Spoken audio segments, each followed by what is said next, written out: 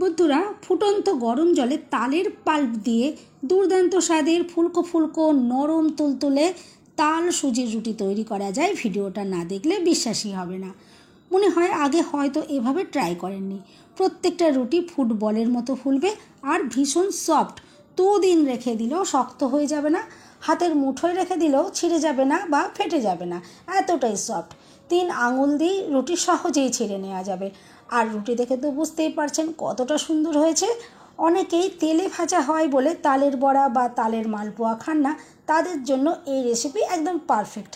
সম্পূর্ণ ভিডিও দেখতে থাকুন। রেসিপি ভালো লাগলে লাইক, শেয়ার, কমেন্ট ও সাবস্ক্রাইব করে পাশে থাকবেন। দেখে নেওয়া যাক আজকের রেসিপি। নমস্কার বন্ধুরা, আমি পাপড়ি পদ্মাবতী ফুড ক্রিয়েশনে আপনাদের সবাইকে স্বাগত। প্রথমেই আমি একটা দেখুন কড়াই গ্যাসের উপর বসিয়ে দিয়েছি আর দিয়ে দিলাম 1 বাটির থেকে সামান্য একটু কম জল আমি এখানে দিয়ে দিলাম। এরপর আমি গ্যাসটা জ্বালিয়ে দিয়েছি, দিয়ে দিচ্ছি স্বাদ মতো নুন আর দিয়ে দিচ্ছি 1 চামচ চিনি। এরপরে আমি একটু খুন্তি দিয়ে এটা একটু নাড়াচাড়া করে দিচ্ছি, জলটা ভালো করে ফুটিয়ে নেব। জলটা দেখুন সুন্দর করে ফুটে উঠেছে। এখন আমি এখানে দিয়ে দিচ্ছি 1 চামচ সাদা তেল। এরপর গ্যাসের ফ্লেমটা আমি একটু লো করে দিচ্ছি।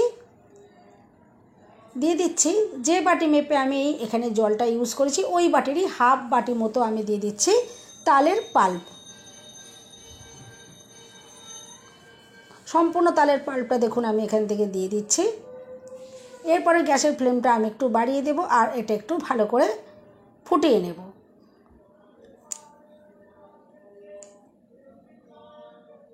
দেখুন আমি নাড়াচাড়া করে দিচ্ছি আর খুব কম সময়ের মধ্যেই এটা ফুটে উঠবে। দেখুন খুব সুন্দরভাবে এটা ফুটতে শুরু করেছে।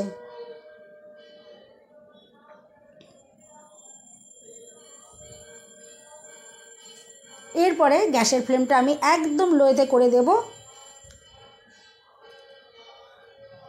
আর যে বাটি মেপে আমি এখানে জলটা দিয়েছিলাম ঠিক ওই বাটিটি দেখুন বাটির থেকে সামান্য একটু কম আমি এখানে একদম যে ফাইন যে সুজিটা হয় সেই সুজি এখানে দিয়ে দিলাম। আর আপনারা মোটা দানার সুজিটা ইউজ করতে পারেন, তবে মোটা দানার সুজিটা যদি ইউজ করেন তাহলে একটু মিক্সিতে এটা গুঁড়ো করে দিতে হবে।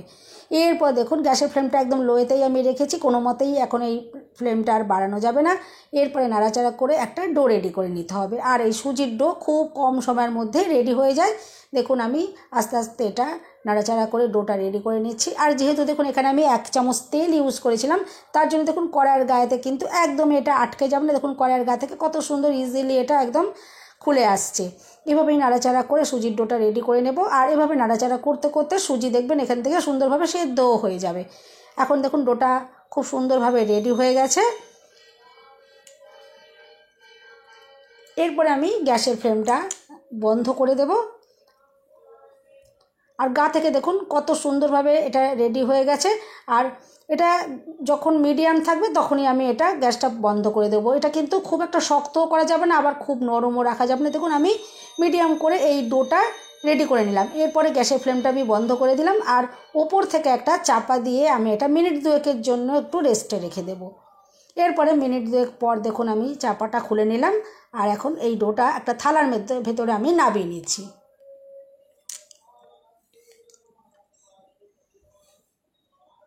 আর এখন এটা খুবই গরম রয়েছে, এই এত গরম এটা মাখা যাবে না, তার জন্য একটু ওয়েট করতে হবে। যখন এটা হাতে সহ্য হবে এরকম ধরনের এটা একটু ঠান্ডাটা হয়ে আসবে তখন এটাকে মেখে নিতে হবে।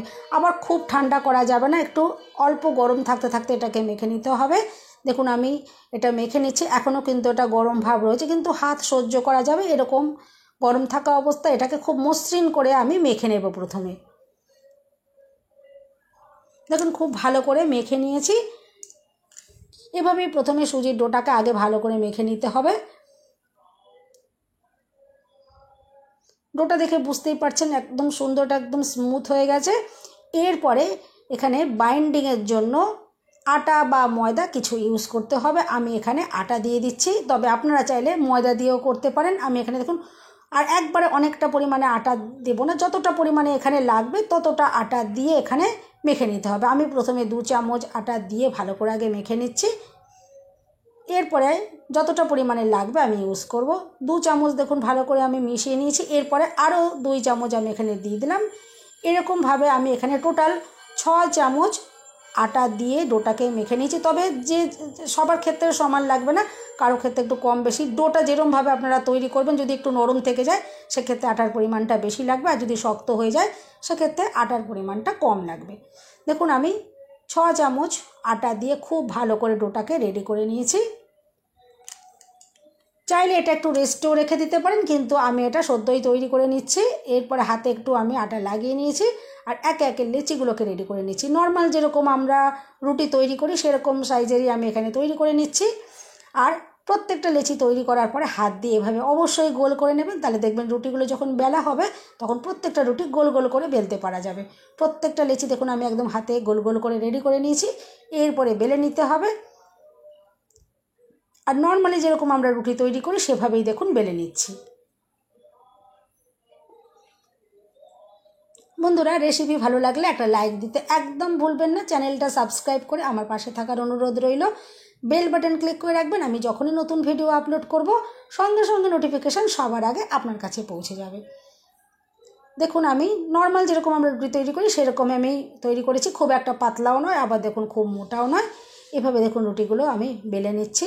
একটা রুটি বেলে নেওয়া হয়ে গেছে, এরপর দেখুন আমি আরেকটা রুটিও একটা বেলে নিচ্ছি। আর দেখুন কত সুন্দর রুটিগুলো মোটামুটি গোল তৈরি হচ্ছে। আর যারা রোজ তৈরি করেন তারা তো খুব ভালো করে রুটি তৈরি করতে পারবেন, কিন্তু যারা তৈরি করতে পারেন না তারাও যদি এভাবে হাতে আগে গোল পাকিয়ে নেন, তারপর যদি রুটিগুলোকে এভাবে বেলেন দেখবেন খুব সুন্দর গোল গোল করে রুটিগুলো তৈরি করতে পারা যাবে।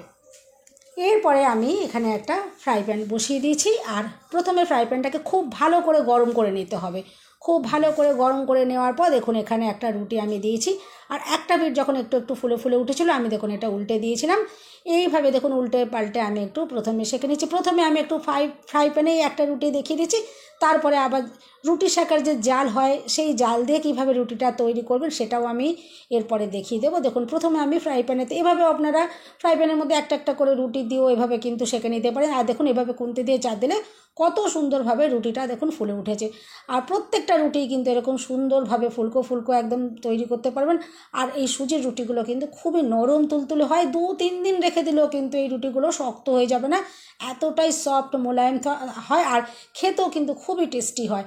দেখুন আমি প্রথমে ফ্রাই প্যানে একটা তো ভেজে নিয়েছি, এরপরে আরেকটা রুটি আপনাদেরকে দেখিয়ে দিই। দেখুন একটা পিঠ এভাবে যখন ফুলে ফুলে উঠবে তখন দেখুন আমি এটা উল্টে দিলাম, আর এরপরে আমি ফ্রাই প্যানটা নামিয়ে নিচ্ছি। আর যে রুটি সেঁকার যে জাল পাওয়া যায় সেই জালের ভেতরে এই রুটিটা দিয়ে আমি সেঁকে আপনাদেরকে দেখাবো। দেখবেন একদম ফুটবলের মতো ফুলবে।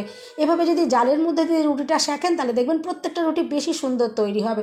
দেখুন দেখে তো আপনারা বুঝতেই পারছেন, এই জালের ভেতরে যদি রুটি সেঁকা হয় সেই রুটিগুলো কিন্তু বেশি সুন্দর হয়। তবে যার যেরকম পছন্দ, যে যেটা ভালোবাসেন সেভাবে আপনারা কিন্তু রুটিগুলো সেঁকে নিতেই পারেন। আর দেখুন প্রত্যেকটা রুটি আমি বলেছিলাম একদম ফুটবলের মতো ফুলবে। প্রত্যেকটা রুটি কিন্তু একদম ফুলকো ফুলকোভাবে তৈরি হবে, আর ভীষণ সফট নরম, হাতের মুঠোয় নিয়ে নিলেও কিন্তু ছিঁড়ে যাবে না। আর রুটিগুলো খেতে কিন্তু দুর্দান্ত লাগবে। অনেকেই আছেন যে তালের বড়া বা তালের মালপোগুলো যে তেলে ভাজা হয়, ডুবো তেলে ভাজা হয় বলে অনেকেই অ্যাভয়েড করেন, খান না, তারা কিন্তু অনায়াসে কিন্তু এই তালের রুটি বানিয়ে কিন্তু খেতেই পারেন। এতে কিন্তু কোনো রকমের সামান্য একদম মাখার সময় আমি যে 1 চামচ শুধু তেলটা দিয়েছিলাম, তাছাড়া এখানে কোনো রকমেরই তেলের কোনো ব্যাপার নেই। এভাবে কিন্তু আপনার রুটি বানিয়ে কিন্তু খুব সহজেই খেতে পারেন। আর দেখুন রুটিগুলো যে কতটা সুন্দর তৈরি হয়েছে। প্রত্যেকটা রুটি দেখুন আমি একইভাবে আমি জাল দিয়ে সব রুটিগুলো ভেজে নিয়েছি। একটা রুটি আমি শুধু ফ্রাই প্যানে ভেজেছিলাম। দেখুন আর জাল দিয়ে রুটিগুলো সেঁকলে কিন্তু রুটিগুলো বেশি নরম তুলতুলে আর সুন্দর তৈরি হয়। দেখুন আমি রুটিগুলো দেখিয়ে দিচ্ছি আপনাদেরকে। দেখুন কতটা নরম মোলায়েম, যেমন খুশি এটা ভাজ করুন না কেন দেখুন ধারগুলো দেখে তো আপনারা বুঝতেই পারছেন এটা ফেটেও যাবে না, ছিঁড়েও যাবে না। আর আগেই বলেছিলাম 2 দিন রেখে দিলেও কিন্তু শক্ত হয়ে যাবে না, প্রত্যেকটা রুটি কিন্তু নরম তুলতুলে থাকবে। একটা রুটি আমি আপনাদেরকে ছিঁড়েও দেখিয়ে দেবো, দেখবেন ভেতর থেকে রুটিগুলো কতটা সুন্দরভাবে তৈরি হয়েছে। আর প্রত্যেকটা রুটি একদম ফুলকো ফুলকো। আর এই তালের রুটি কিন্তু খেতে অসাধারণ লাগে। এভাবে কিন্তু এই তালের সিজনে অন্তত একবার বানিয়ে খেতেই পারেন, আশা করছি ভীষণ ভালো লাগবে। বন্ধুরা রেসিপি ভালো লাগলে একটা লাইক দিতে একদম ভুলবেন না। চ্যানেলটা সাবস্ক্রাইব করে আমার পাশে থাকার অনুরোধ রইল। সবাই সুস্থ থাকবেন, ভালো থাকবেন, দেখা হবে নেক্সট ভিডিওতে। ভিডিওটা শেষ পর্যন্ত দেখার জন্য সবাইকে রইল অসংখ্য অসংখ্য ধন্যবাদ।